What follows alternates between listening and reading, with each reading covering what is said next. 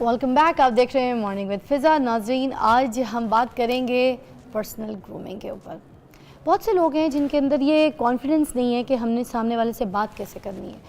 बहुत से ऐसे लोग हैं कि उनको ये नहीं पता कि भाई अपने टीचर से अब दोबारा सवाल कैसे पूछना है, जबकि उनको समझ नहीं आ रही होती है, मगर वो सामने से ऐसे एक्सप्रेशंस मार रहे होते हैं कि उनको ये लग रहा होता है कि हाँ सब कुछ मुझे समझ आ रहा है, मगर अंदर से उनको कुछ समझ नहीं आ रहा होता, दिमाग खाली होता है। तो ये जो कॉन्फिडेंस है कि भाई अगर एक बार मैंने पूछ लिया, दोबारा अपने टीचर से कैसे सवाल करूं, या फिर किसी इदारे में अगर आप जॉब के लिए गए हैं और आपने कोई अपना इंटरव्यू देना है, तो वो जो आपकी पर्सनल ग्रूमिंग अगर हुई हुई है, मुझे लगता है वो आपके अंदर बहुत ज़्यादा कॉन्फिडेंस लेवल को हाई कर देगी। आपका वो इंटरव्यू बहुत अच्छा हो सकता है अगर आपके अंदर कॉन्फिडेंस हो। ठीक है, अब ऐसी कौन सी ऐसी चीज़ें हैं आपके अंदर जो मुझे लगता है होनी चाहिए, आपको पता भी होनी चाहिए कि जब आप बोलें तो लोग सुने और आपको पसंद भी करें। तो ये सारी क्वालिटीज़ के बारे में हम जानेंगे। हमारे साथ जो हैं बैठे हैं हसन आबिद साहब, क्लिनिकल साइकोलॉजिस्ट हैं, और आज हमें समझाएंगे कि हमने अपनी पर्सनल ग्रूमिंग कैसे करनी है। अस्सलाम वालेकुम। वालेकुम अस्सलाम फ़िज़ा, कैसी हैं आप? Thank you for your time again. Thank you. अच्छा, आज हमारा जो टॉपिक है वो है पर्सनल ग्रूमिंग के ऊपर, और हमने आपसे ये सीखना है कि सबसे पहले वो जो कॉन्फिडेंस है कि हम आँख में आँख डाल के किसी सामने वाले से बात करें और उससे जो दिल चाहता है, जो कुछ पूछना चाहते हैं वो हम उससे पूछ सकें, वो कॉन्फिडेंस, वो डर खौफ हमारे अंदर से निकल जाए। तो ये कैसे हो सकता है, वो कॉन्फिडेंस कैसे आ सकता है? वेल, इसका बड़ा एक आसान आंसर है। आप सबसे ज़्यादा कॉन्फिडेंट किसके साथ बात करते हुए फील करते हैं? मोस्ट प्रॉब्ली अपने पेरेंट्स के साथ या अपने सिबलिंग्स के साथ। वो कॉन्फिडेंस क्यों होता है? क्योंकि आपको लगता है आप उन्हें बहुत अच्छा जानते हैं और आपको लगता है कि वो भी आपको जानते हैं। जो इनसाइट है ये आपकी, जिसको हम एक परसेप्शन भी कहते हैं, ये रियलिटी के साथ इंटैक्ट करती है। परसेप्शन कहते हैं कि आप क्या समझ रहे हैं किसी सिचुएशन के बारे में या किसी इंसान के बारे में, और रियलिटी ये है कि क्या वो वैसा ही है। तो जब ये दोनों मैच कर जाती हैं तो यू फील कॉन्फिडेंट। ऑल तो इसमें और बहुत सारे एलिमेंट्स हैं, जैसे कि कंटेंट क्या है, जब आप किसी से बात कर रहे हैं आप कितने कॉन्फिडेंट हैं बिकॉज ऑफ योर आउटलुक, आपकी पर्सनालिटी में कैसा, आपका दिखावा कैसा है। तो जो चीज़ें ऐड होती जाती हैं वो एक एक्स्ट्रा फीचर के तौर पर। तो कुछ स्टेप बाय स्टेप बता दीजिए कि सबसे पहले हमारे अंदर कौन सी ऐसी क्वालिटीज़ होनी चाहिए जिससे हम खुद पहले बहुत कॉन्फिडेंट फील करें और अपने आप को बहुत स्ट्रॉन्ग समझें। वेल, सबसे पहले तो प्रेजेंस ऑफ माइंड बहुत इंपॉर्टेंट है। आप जितना अपने प्रेजेंस ऑफ माइंड के साथ होंगे उतना ही ज़्यादा अच्छा आप अपने नॉलेज को यूटिलाइज कर सकते हैं। एंड व्हेन आई से नॉलेज, नॉलेज डजंट मीन कि आपके पास बुकिश नॉलेज हो। कॉमन सेंस का जो नॉलेज है वो बड़ा इंपॉर्टेंट है। कॉमन सेंस यूज़ करना और उस जैसी बात करना। जैसे आपने देखा होगा बहुत सारे लोग अपने कम्युनिकेशन को बताते हैं कि हम मुंह फट हैं, और उसमें वो किसी का दिल दुखा देते हैं। वो एक्चुअली उनको कम्युनिकेशन करनी नहीं आती। अगर उनको कम्युनिकेशन करनी आती हो तो वो किसी का दिल ही ना दुखाएं, क्योंकि उन्हें पता हो कि मैंने किसके साथ क्या बात करनी है। अब इसके अंदर बहुत सारे कम्युनिकेशन में ज़्यादा से ये देखा जाता है कि एक बंदा बहस कर रहा है, दूसरा भी बहस कर रहा है। बिल्कुल। तो अगर दो लोग बहस करें वो कम्युनिकेशन तो नहीं हुई? बिल्कुल नहीं हुई, बिल्कुल नहीं। कम्युनिकेशन का मतलब ही सक्सेस है। आपकी जब कम्युनिकेशन अगले को समझ आ जाए वही कम्युनिकेशन होती है। अगर अगले को समझ ही ना आए तो आपकी कम्युनिकेशन हुई ही नहीं है। और इसमें बहुत इंपॉर्टेंट चीज़ है लिसनिंग स्किल्स। हम एक दूसरे को सुनते ही नहीं है। अक्सर लड़ाई झगड़े में या बहस में आप देखेंगे दो लोग एक ही बात कर रहे हैं, लेकिन क्योंकि वो एक दूसरे को सुन नहीं रहे हैं तो उनकी बात एक दूसरे को समझ नहीं आती। और एक और बड़े मज़ेदार चीज़ है, ये आप रियलाइज़ करेंगे तो आपको पता चलेगा, कई लोग अपनी बात का स्टार्ट ही नहीं से करते हैं। जैसे आपको मैंने पूछा आप कहाँ हैं, आपने कहा मैं MM आलम रोड पे हूँ। नहीं, तो वहाँ आप क्या कर रही हैं? तो जब आपका स्टार्ट ही नहीं से होता है तो आप एक कॉन्ट्रडिक्टरी फेज में होते हैं, कॉन्फ्लिक्ट के मूड में होते हैं। वो आप इंटेंशनली नहीं होते, लेकिन आपकी हैबिट बन जाती है। और जब आपकी हैबिट डेवलप हो जाती है तो आपकी आदत बन जाती है हर चीज़ में कॉन्ट्रडिक्ट करना। अगर आपसे कहा जाए कि आजकल मुल्क के हालात बहुत अच्छे हैं, आप उसके अगेंस्ट बोलेंगे। अगर आपको कहा जाए उसी वक्त के मुल्क के हालात ठीक नहीं है, फिर उसके भी अगेंस्ट बोलेंगे आप। ऐसे ही तो ये जो बिहेवियर है ये डेवलप हो जाता है और ये आपकी पर्सनैलिटी को इफेक्ट करता है। तो इवेंचुअली आप एक ऐसी कॉन्ट्रडिक्टरी पर्सनैलिटी लेके फिर रहे होते हैं कि हर किसी के साथ आपका कॉन्फ्लिक्ट हो जाता है। और क्योंकि अगला भी उसी फेज में होता है तो फिर एक माशरे के अंदर जो है ना वो एक तलखी आ जाती है, एजिटेशन आ जाती है, एग्रेसिव बिहेवियर हो जाता है लोगों का। अच्छा, क्या ये कॉन्फिडेंस है कि अगर सामने वाले को कोई बात समझानी है तो बस मैं, जो मेरे पास 2-3 लोग बैठे हैं, मेरे कोई दोस्त बैठे हैं, मैं उनको बोलूँ तू तो पागल है, तुझे तो समझाना नहीं आता, तू देख मैं कैसे समझा कर आता हूँ, और मैं जाऊँ उसको जाके अच्छा लथाड़ दूँ, जलील कर दूँ, उसकी पूरी ज़ात को बुरा भला बोल के तो मैं बोलूँ हुण आराम में समझ आई है, तो ये कह के मैं आऊँ और बड़ा हीरो बन जाऊँ, बोलूँ यार ये देखो मैंने काम कर दिया। ये तो एक सिचुएशन विन करने का कॉन्फिडेंस। कॉन्फिडेंस में अगर मैं आपको ये बताऊँ ना कि एक बहुत ही, मैं बहुत ज़्यादा कोई पोइट्री तो नहीं पढ़ता, लेकिन एक शेर ने मुझे बहुत मुतासिर किया, इलामा इकबाल का है कि अपने मन में डूब कर पाजा सुरागे ज़िंदगी, तो मेरा नहीं बनता ना बन अपना तो बन। तो बेसिकली जो अपने अंदर झांक के आपने अपने आप को समझना है और अपने स्किल्स को समझना है, उसका यूटिलाइजेशन सही कर देना, ये एक बहुत बड़ा आर्ट है। अच्छा, अब इस पूरी सिचुएशन में जो सेल्फ कॉन्फिडेंस की बात करें, पर्सनल ग्रूमिंग की बात करें, सपोज एक आम बंदा है, वो ऐसे ऑफिस जाने लगा है, उसने शर्ट भी पहनी है, पैंट भी पहनी है, तैयार हो गया है, ठीक। अब उसने जूते, जैसे अभी मैंने घर की चप्पलें पहनी हुई हैं, ठीक है, अब मैं अगर कॉन्शियस हो जाऊँ, मैंने अभी किसी सामने वाले बंदे से बात करने में बोलूँ मगर मैं यार मेरी चप्पलें तो ठीक नहीं है, ये चप्पलें तो बस मेरी ऐवी हैं, तो फिर क्या मेरा कॉन्फिडेंस लेवल और मेरी कम्युनिकेशन का जो स्किल्स जो मैं बताना चाहती हूँ सारा कुछ वो ख़राब हो जाएगा, मर जाएगा? इसमें दो चीज़ें हैं, एक तो ये कि क्या आपकी एक तो सिचुएशन ये ले लेते हैं कि आपकी चप्पल ठीक है लेकिन आपको लग रहा है कि ठीक नहीं है, और एक ये ठीक ही नहीं है, दोनों डिफरेंट सिचुएशंस हैं। दोनों में इम्पैक्ट क्या आ रहा है कि आपका कॉन्फिडेंस लेवल शेक हो रहा है। ठीक है, अगर तो आप अपने पर्सनालिटी में बहुत कॉन्फिडेंट है, तो अगर आपकी चप्पल उस वक्त ठीक है तो आपको ये फीलिंग नहीं आएगी। इसको कहते हैं इंटरव्यू एंजाइटी होना, सोशल एंजाइटी होना। जैसे आप स्टेज पे जाने लगे तो आपको लगेगा कि मुझे लोग देख के हंसेंगे, सोशल एंजाइटी है।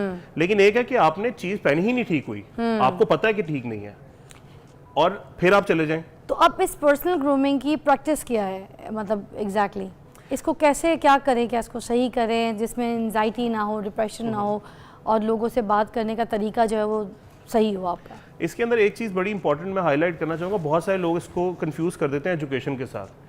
जैसे अक्सर लोग हमारे यहाँ पे वर्ड यूज करते हैं कि ये पेंडू है, और पेंडू इसलिए कहते हैं कि इसको तरीका नहीं है कि कैसे ग्रूम होना है, पेंडू है, जाहिल है, गवार है। लेकिन अपने कल्चरल कपड़े पहनने का ताल्लुक पेंडू या शहरी होने से नहीं होता। आप अपने कल्चरल कपड़े बहुत साफ सुथरे और अच्छे तरह से ग्रूम हो सकते हैं अगर आपने अपने हुलिये को ठीक किया हुआ, आप आपकी शेव हुई हुई है, आपने अपने बाल से ग्रूम किए हैं, कपड़े आपके साफ सुथरे हैं, आपकी चप्पल या आपने सैंडल पहने हैं वो गंदे नहीं है, तो आप अपने इलाकाई या अपने कल्चरल ड्रेस में भी बहुत खूबसूरत लगेंगे। Exactly. आप देखें कि बहुत पुरानी बात है, जब बेनज़ीर पहली दफा प्राइम मिनिस्टर बनी थी तो जरदारी ने बलोची कपड़े पहने हुए थे। जी। इमरान खान को आप देख लेंगे तो उन्होंने अपने कल्चरल कपड़े पहने हुए, वो बुरे नहीं, कोई उनको पेंडू नहीं कहेगा क्योंकि वो अच्छे तरीके से ड्रेसअप हुए, और वो उनकी पूरी सेल्फ ग्रूमिंग जो थी वो नजर आ रही थी, बिल्कुल पोर्ट्रेट भी हो रही थी पूरी दुनिया भर के सामने। अच्छा, एक ब्रेक लेते हैं, ब्रेक के बाद वापस आते हैं। आज हम बात कर रहे हैं सेल्फ ग्रूमिंग के ऊपर, और हमारे साथ जो डॉक्टर साहब हैं वो हमें सही तरीके से समझा रहे हैं कि हमने किस तरीके से अपना खास ख्याल रखना है। हसन आबिद हमारे साथ हैं, स्टे ट्यून।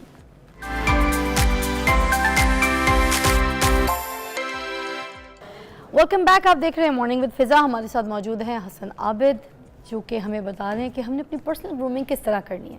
मेरा सवाल आपसे ये है कि हमारे अंदर दो चेहरे होते हैं, दो रूप होते हैं। कहा तो ये जाता है, सुनने में भी ये आता है कि एक पर्सनालिटी वो जो हमारी घर में होती है, एक जो हम काम कर रहे होते हैं वो पर्सनालिटी, घर की अलग बाहर की अलग। तो क्या ये सही है? ये बिल्कुल ठीक है। घर में असल में होता है आपका कैरेक्टर, और जो बाहर होता है वो आपकी पर्सनालिटी होती है। जब आप अपनी पर्सनालिटी को प्रैक्टिस करते हैं तो आप अपने कैरेक्टर के अंदर उसको डाल लेते हैं। होता ये है कि आपने एक पर्सोना बिल्ड किया होता है अपना, जो कि आप नहीं होते, और वो फेस होता है आपका बाहर की दुनिया के लिए। और जो घर में जाके आप जिस तरह से एक्ट करते हैं, जो बातें करते हैं, जिस तरह आप उठते बैठते हैं, वही आपका कैरेक्टर होता है।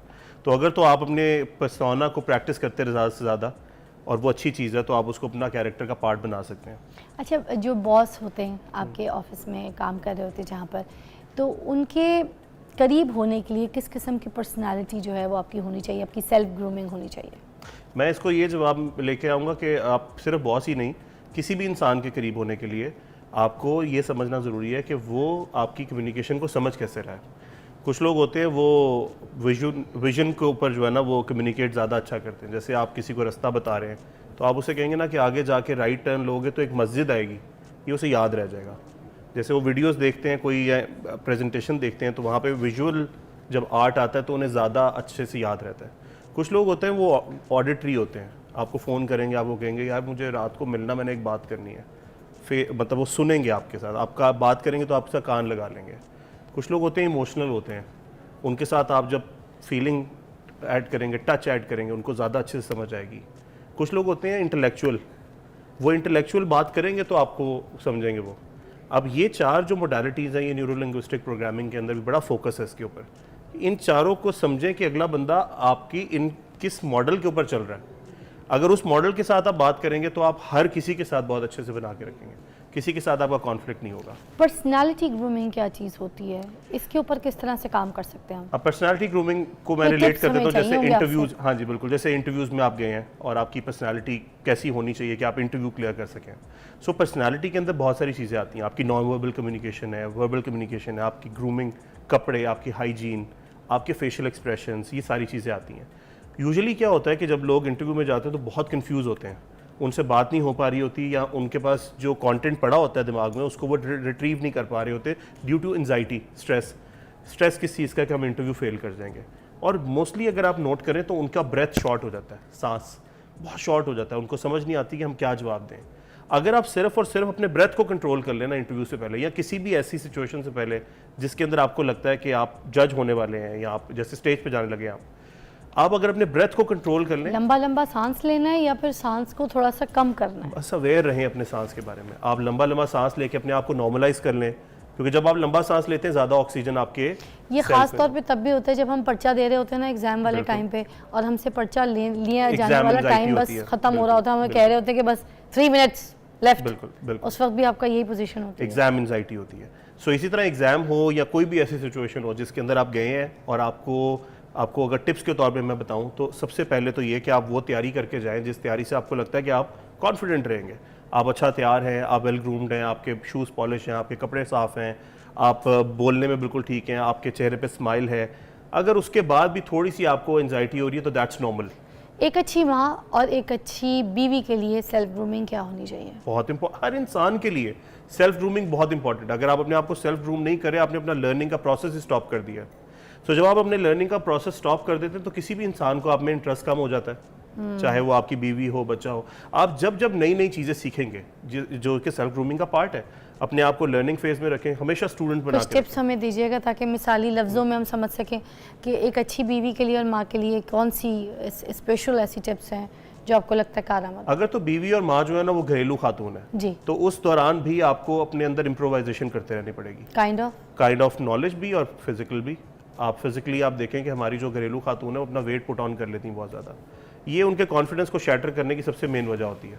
अपना आप छोड़ देना, अपना आप छोड़ देती हैं वो, और फिर वो कहती है बस हमने तो घर बार ही, अब और क्या करें, अब तो शादी हो गई, क्योंकि उनके लिए लास्ट स्टेज होता है शादी हो जाए, शादी हो गई, लाइफ स्टॉप हो गई है, जबकि वहां से लाइफ स्टार्ट होती है। सो वो एक चैलेंज है, जिस चैलेंज को आपने अपने साथ लेके चलना है और फिर उसके अंदर बेहतर से बेहतर करना है, क्योंकि आपने इंस्पायर करना है अपनी जनरेशन को, नीचे वाली को।